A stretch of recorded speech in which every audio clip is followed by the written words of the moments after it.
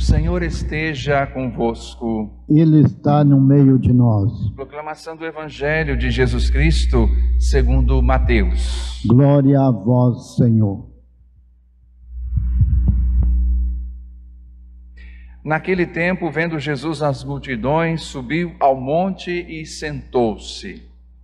Os discípulos aproximaram-se e Jesus começou a ensiná-los. Bem-aventurados os pobres em espírito, porque deles é o reino dos céus. Bem-aventurados os aflitos, porque serão consolados. Bem-aventurados os mansos, porque possuirão a terra. Bem-aventurados os que têm fome e sede de justiça, porque serão saciados. Bem-aventurados os misericordiosos, porque alcançarão misericórdia. Bem-aventurados os puros de coração, porque verão a Deus. Bem-aventurados os que promovem a paz, porque serão chamados filhos de Deus. Bem-aventurados os que são perseguidos por causa da justiça, porque deles é o reino dos céus. Bem-aventurados sois vós, quando vos injuriarem e perseguirem, e mentindo disserem todo tipo de mal contra vós, por causa de mim. Alegrai-vos e exultai, porque será grande a vossa recompensa nos céus. Do mesmo modo, perseguiram os profetas que vieram antes de vós. Palavra da salvação. Glória a vós, Senhor.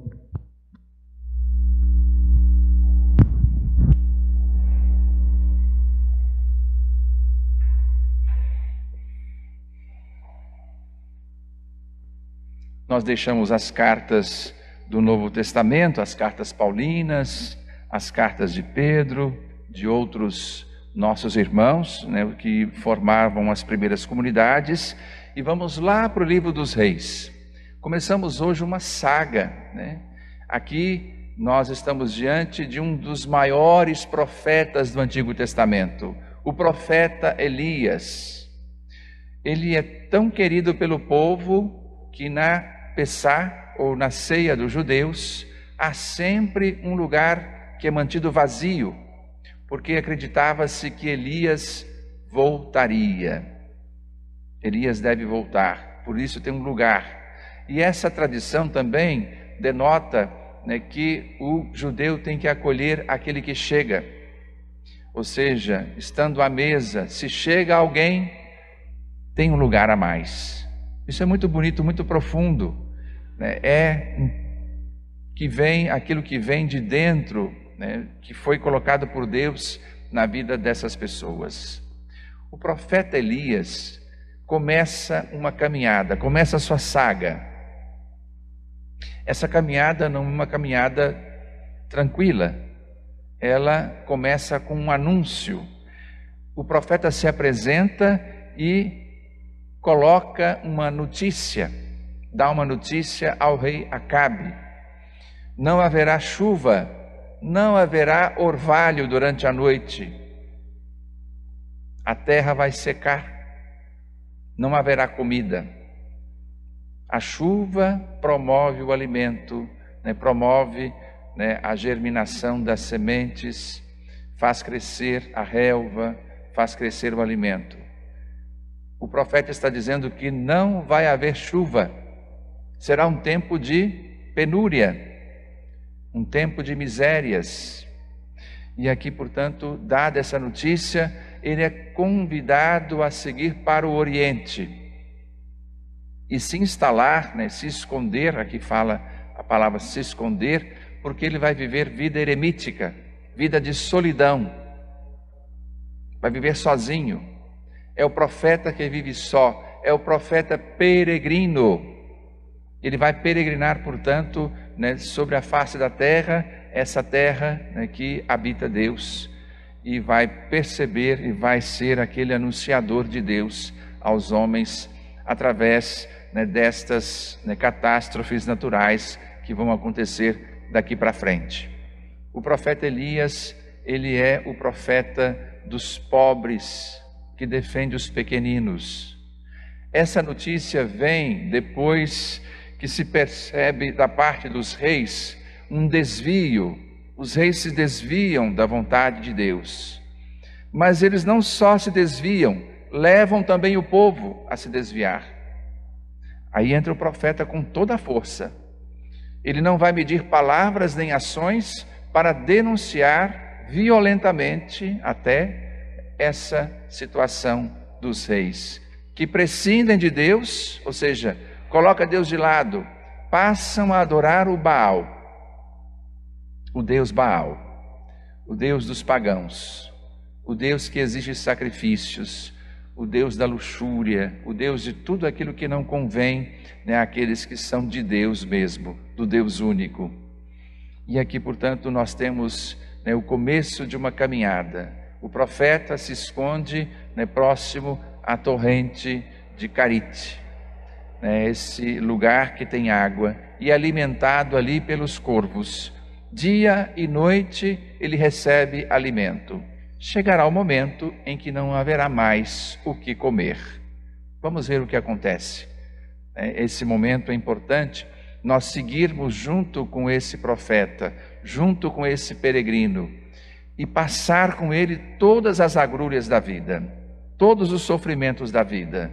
O profeta solitário, que passa por momentos difíceis, por sofrimentos, né, por incompreensões, por perseguições, né, por ataques, né, dos outros, seus inimigos, e portanto, ao final, né, ele tem, né, a oportunidade de dar testemunho da presença de Deus na sua vida. O profeta é um homem de Deus, e sendo homem de Deus, né, deve ser, portanto, escutado, porque não fala de si mesmo, mas fala aquilo que Deus colocou no seu coração, na sua vida, na sua boca. O Evangelho começa falando, inclusive, dos pobres. Jesus é o novo Moisés. Sobre a montanha, ele, como Moisés recebeu as tábuas da lei, Jesus profere a nova lei da nova comunidade. As bem-aventuranças são um novo programa. Não abolindo aquele, agora Jesus estabelece, né, para os pobres, para os pequeninos, para os perseguidos, os famintos, os desnudados, os sem teto, né, os sem lugar, os sem voz, estabelece, né, neles aquilo que Deus quer. Deus acontece nessas pessoas. E aí fica difícil, porque quem são essas pessoas? São leprosos, são pessoas doentes, são pobres mal cheirosos, que ninguém quer, são considerados impuros, uma grande massa, né, que vai sendo empobrecida dentro de um sistema avassalador, que não respeita a vida, que não condivide, que não reconhece fraternidade, que não reconhece solidariedade. É um sistema que cada vez mais acumula, né, explora, né, os pequenos.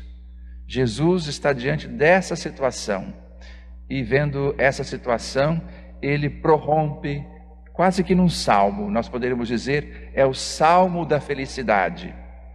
Salmo da felicidade, porque ele traz uma boa notícia. Elias está trazendo uma má notícia para os reis.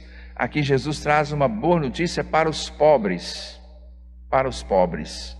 É um momento em que se acolhe uma palavra, né, reconfortadora, uma palavra de ânimo, uma palavra que dá esperança, né, na vida desse povo, que traz esperança para aqueles que se encontravam à margem, né, colocados à parte, longe, afastados, não eram tidos nem considerados como pessoas, mas rejeitados. Jesus, portanto, tem essa missão, né, de se aproximar desses. Quando ele fala aqui, né, felizes os pobres, ele poderia também dizer de si mesmo. É aqui que nós encontramos também em Jesus a pessoa de cada um desses irmãos. Cada um deles, né, representa o próprio Jesus. Mateus, né, 25 vai dizer: todas as vezes que você, né, acolheu esse pobre, deu de beber, de comer, de vestir, todas as vezes que você o visitou, né, todas as vezes que você, né, acudiu na sua doença, você fez isso a mim. A mim que você fez. É uma palavra talvez muito dura, né, para o tempo de Jesus, porque a questão do puro é muito forte na religião. A religião da pureza não poderia se contaminar com a sujeira. Esses sujos, né, que Jesus acolhe, né, os pecadores com quem ele come, né, faz refeição com eles, né, trazem, né, o sentido da impureza. Jesus não está interessado nisso, está interessado na pessoa, quer resgatar a pessoa, quer resgatar a vida, quer dar a vida por estas pessoas e por todos. Por todos. Basta escutar, basta acolher a sua palavra. Vamos nos colocar também no caminho com Jesus, no caminho com Elias. Jesus, inclusive, foi confundido com Elias. Quem diz o povo que eu sou? Uns dizem que tu és Elias. Essa confusão do povo traz, né, um anseio, né, lá de dentro, um anseio de sair da pobreza, né, de participar mais, né, da sociedade, de participar mais, né, daquilo que se produz. Vamos acompanhar Jesus, acompanhar Elias, para que nós também tenhamos, né, a mesma sorte desses nossos irmãos, de podermos testemunhar aquilo que Deus é, providência para todos aqueles que acreditam. Louvado seja nosso Senhor Jesus Cristo. Para sempre seja louvado.